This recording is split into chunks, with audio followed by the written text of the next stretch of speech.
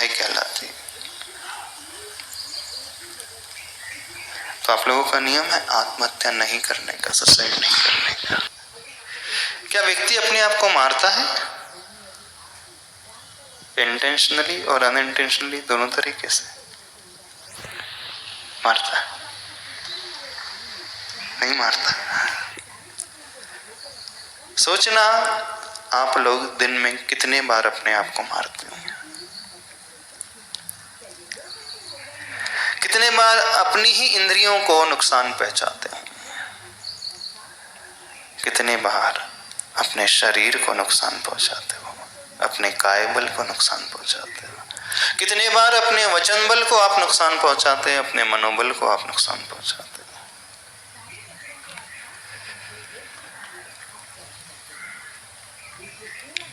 बहुत बार व्यक्ति स्वयं का घात करता है, स्वयं को ही समाप्त करता है।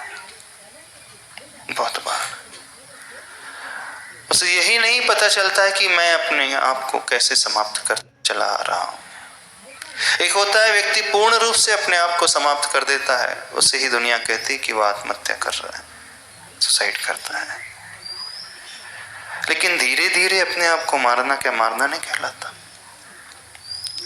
कहलाता है कि नहीं कहलाता? आत्मा के निषेक कहीं नहीं जाते, आत्मा के निषेक वहीं रहते हैं। आयु के निषेक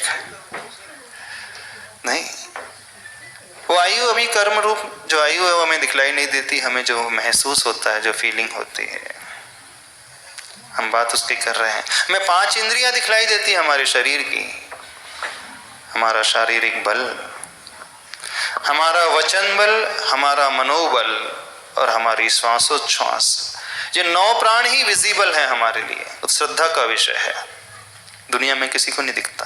बात कर रहा है वो स्वयं की आत्महत्या, वो न जाने कितने बार वो करता है, बिल्कुल स्वयं को न जाने कितने बार वो मारता है। मारते हो कि नहीं? जब जब आप अपने भीतर गलत विचार लेकर के आते हो, कषाय का भाव अपने मन में लेकर के आते हो, तब तब आपका मनोबल क्षीण होता है। किस किस रूप में आप अपने आप को मारते हो पता है? कब कब आप अपने आप को मारते हो, कब कब आप अपने आप को समाप्त करते हो? चलो एक बात विचारों की हो गई, मन के परिणामों की हो गई। हो सकता है आप उसका ध्यान उसको और ना जाता हो। चलो आपके शारीरिक बल की हम बात कर लेते हैं, शरीर की ही बात कर लेते हैं। शरीर को भी मारते हो क्या आप? क्यों? कितने लोग अपने शरीर को भी रोज मारते हैं, अपने कायबल को रोज मारते हैं। हमारा कायबल किससे पुष्ट होता है? हमें अच्छे से जीने के लिए, संसार में अच्छे से रहने के लिए हमें बल की आवश्यकता होती है ना, शक्ति की, पावर की आवश्यकता होती है। जैन दर्शन में, जैन शास्त्र में मन का जो बल है वो भी एक प्राण कहलाता है। हमारे शब्दों का बल, वचन बल, वो भी एक प्राण कहलाता है। और शारीरिक बल, शारीरिक शक्ति, उसे भी प्राण की संज्ञा दी है, उसे भी प्राण कहा गया है। जब भी हिंसा की डेफिनेशन की बात आती है तो क्या व्यक्ति के मन में विचार आते हैं? सबसे पहले दूसरे को मारना, दूसरे को मारना, दूसरे के प्राणों का। जब भी वायलेंस की बात आती है तो वो बोलेगा दूसरे को नहीं मानना चाहिए। कभी ये विचार भी आता है वायलेंस, सबसे बड़ी वायलेंस कौन सी होती है?